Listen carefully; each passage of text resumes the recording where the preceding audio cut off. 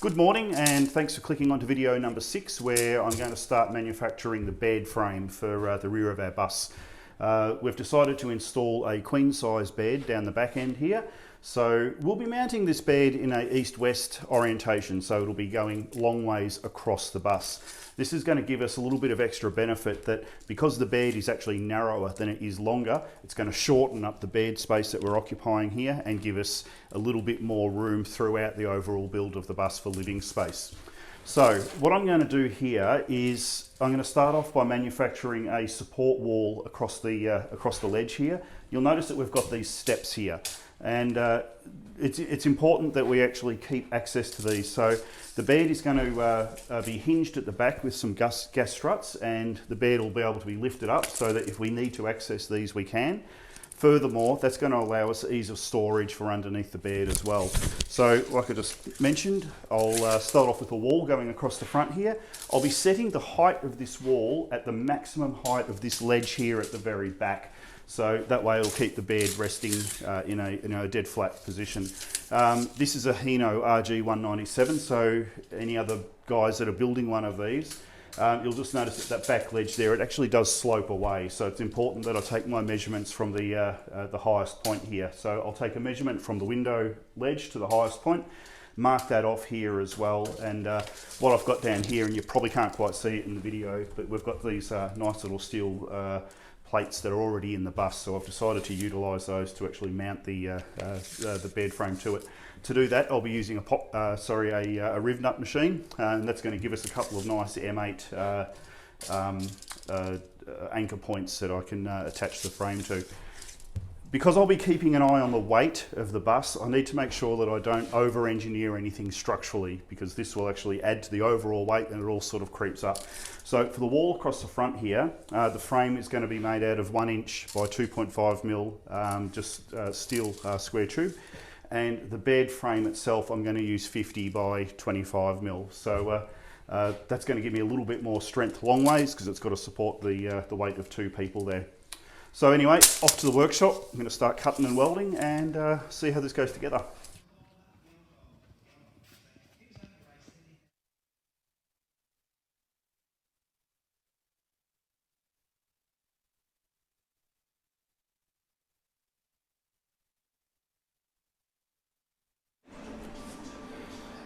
To secure the bottom rail that's going to be holding the bed frame up to the walls of the bus, I'm fabricating a couple of flange plates that are going to bolt into the another flange plate adjoining on the bus walls there. So to do that, I've actually grabbed some 50mm by 5mm flat bar, cut it to 100mm in length. So I'll weld these onto each end of the bar. These will have a couple of holes in there that will allow me to pass some M8 bolts through into some riv nuts that will fit into the bus frame. Before I get too far, I'm just going to clean the edges up on these and just get all the burrs off and make sure they're nice and safe. So I've made up my frame now and it fits absolutely perfect. So it goes across the top. Then I've got 2 supporting legs to help support the weight of the bed. What I'm about to do now is mark it up, and I'm going to drill some pilot holes so that I can get my riv nuts in, and this will allow me to anchor it properly into the bus. So to do that, I'm just going to use a drill, measure out my plates, and I'm going to drill a small pilot hole which is going to penetrate through both halves of the material. This will allow me a guide for when I open the hole up for the riv nut tool, and I'll show you that one in a moment. So you'll notice that we've got this step here, and I've got my set square set up against that at the moment. That's to ensure that I ended up with a nice even front face, because there's going to be a timber panel that goes across that after the frame's been fabricated. And then moving into the corner here, I've got some clamps set up, and these clamps are just holding this flange in place here, which I've marked. I'm about to drill some pilot holes into those, and that will give me proper alignment for when we put the riv nuts in to anchor it into this plate down the side here that's hollow at the back. So anyway, I'll get drilling, and then we'll get some riv nuts in there and anchor this frame into position.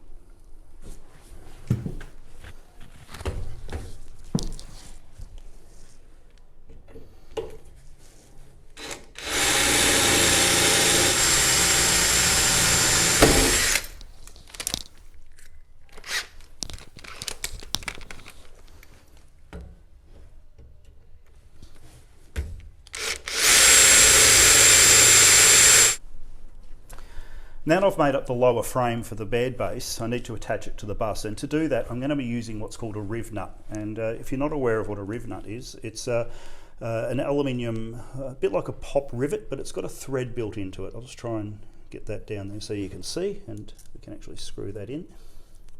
All right, and what happens with these is you have what's called a riv nut tool. I'm just going to drop a washer on this because the plate's a little bit thin. Just gives me an extra space. So screw your nut onto there, stick it into the hole, and all you have to do is pull the trigger, give it a good crush, unscrew it, and there you go.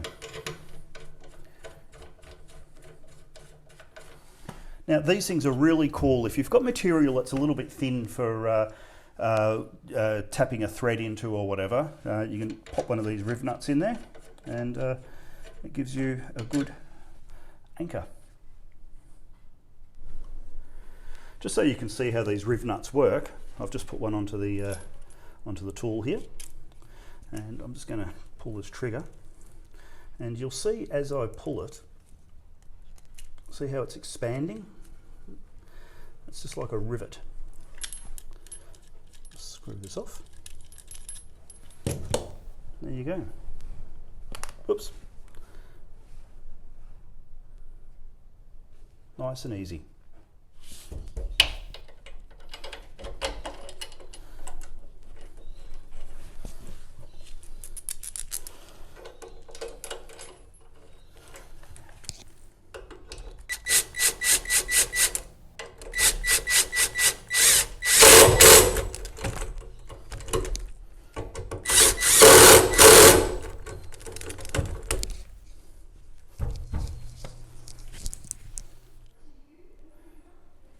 So I'm happy now. I've got the steel bar all fabricated and it's bolted in. So what I have is two of these legs that go through to the floor. There's big penny washers on the other side with nylocks, so it's secured in.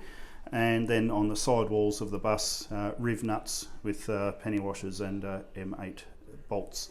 So this frame now is set to exactly the same level as the rear half of the bus there. So I'll start now fabricating the actual bed frame itself that's going to be hinged at the back, and it's going to be on gas struts, and it can lower down and rest against this frame here. I've now welded up the bed base frame, and this is just sitting in position at the moment.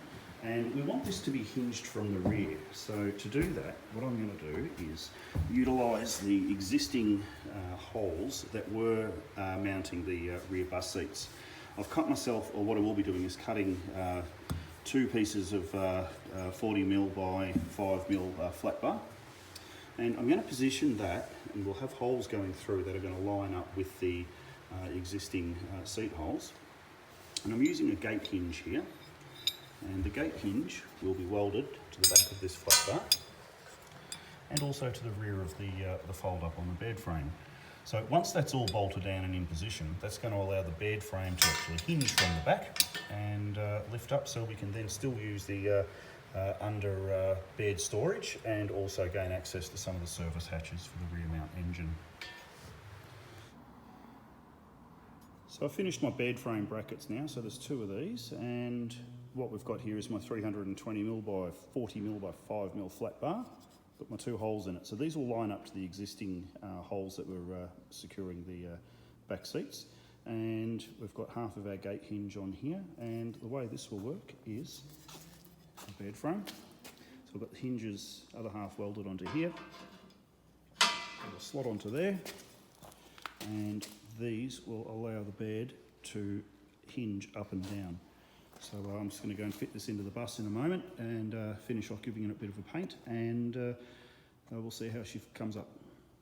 Now I've finished making the bed frame up, and the general mechanics are all completed now. I've got my two hinges that I've made up, which are utilising the old existing seat frame anchor points into the bus body.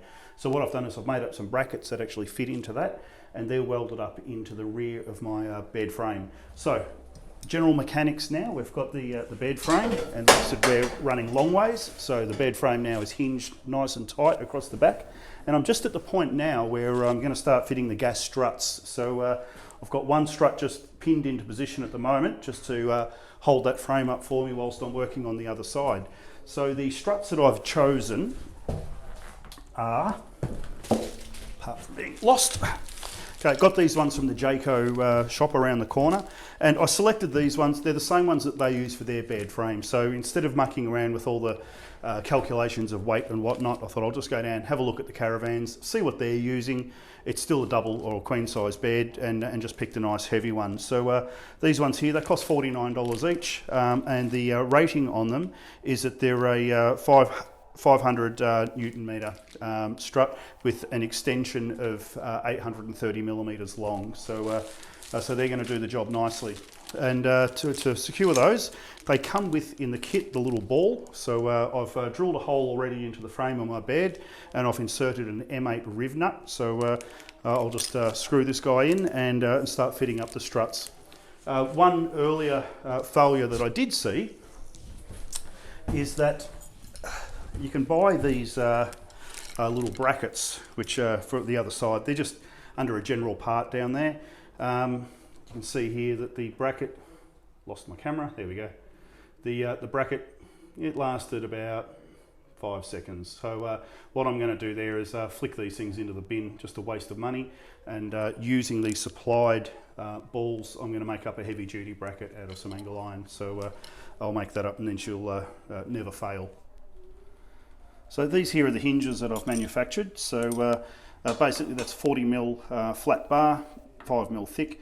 Cut it off to a length of, I think it was 320mm, but obviously you guys measure it up for whatever you need. Then on the back side here, just went down to Bunnings, and I got some gate hinges. And just note that I've used a left and a right hand side, so that way it actually locks the bed in and stops it wanting to move or vibrate from one side to the other. So these hinges here, they're nice and robust, and they'll be more than suitable for mounting the bed. Just moving up here, this is one of the riv nuts that I've installed and fitted in. And from our previous videos, you'll see the riv nut tool that we had a little bit of a chat about. The great thing about those riv nuts is I can come along, grab myself the little fitting, screw him in like that, put the spanner on, and we're done. So I can fit the gas strut straight onto that little ball now, and it's going to lock it into place. Down the bottom, this is where the other end of the strut's going to go, and we'll make up a little bracket for that as well. Gas struts are on the bed frame now, and she's all bolted into position. So I'm really happy with the way this has come out, and we can now lift up the bed. Gives us really good access to get some extra storage under here, and still have access to the service hatches for the rear mount engine. So I've now finished screwing all the slats onto my bed frame, and originally I was going to use timber slats, but unfortunately when I went to the hardware store, and because of all this COVID bizzo, absolutely no pine in stock that was suitable. So anyway, got thinking, and I decided to use these things here. And what this is, it's a metallic or a metal strip, and these are plasterboard ceiling battens. They normally would attach to the roof of a house or an office, and the plaster sheets would be screwed to that. Great thing about these is that they're really, really cheap, and it's really, really strong, and it weighs less than the timber. So I ended up opting for these, and I'm really happy with the result. So I've got a nice solid frame to put my mattress on, and the weight distribution is really, really good, and the whole bed frame is working just as I intended. So I'm really happy about that. So this here is the completed bed frame, and you can see here that the frame is mounted across the bus. So we have our pillows towards the left-hand side of the screen, or the driver's side of the bus, and our feet on the other end. And if you look carefully, you can notice that we've built these timber storage compartments into the frame. So I'm just going to come in closer on these, and they serve two purposes. They stop the mattress from sliding or moving out of position, but furthermore they'll give us some additional storage. So these boxes will have some little lids mounted into the top of them, and this one we thought we can probably just keep some smaller, personal clothing items, socks, jocks, etc. And then on the other side here, very similar, except it's a little bit taller. So we've got this short bed head here, and that's to stop the pillows from falling back over. And then same sort of thing, there'll be some little rubber mats mounted into the bottom there, but there's two compartments. Then into the centre, and this is a little bit hard to see because it's sort of dark colours, but that little box there, that's got electrical access underneath, and in there we can fit some USB chargers, etc., just so we can charge up our personal electronic items. And at night time we can keep our iPads or phones down the back here, and they won't get broken or lost throughout the night. The bed itself, hinged from the rear. Gas struts, and the operation is very smooth, and it's exactly the way that I wanted it to come out. We've still got the frame across the front here, and we'll mount some drawers into there, and then on the second step we'll just have some plastic storage tub. But the main thing is that we've managed to keep our good clear access to the service hatches for the rear mount engine. So this is it. That's the final test of the bed. So later on we'll put the mattress on there, but the next step for me now is to start building some bulkhead walls and filling in the windows and give us a bit of privacy. So that's where we're at, and thank you very much for watching.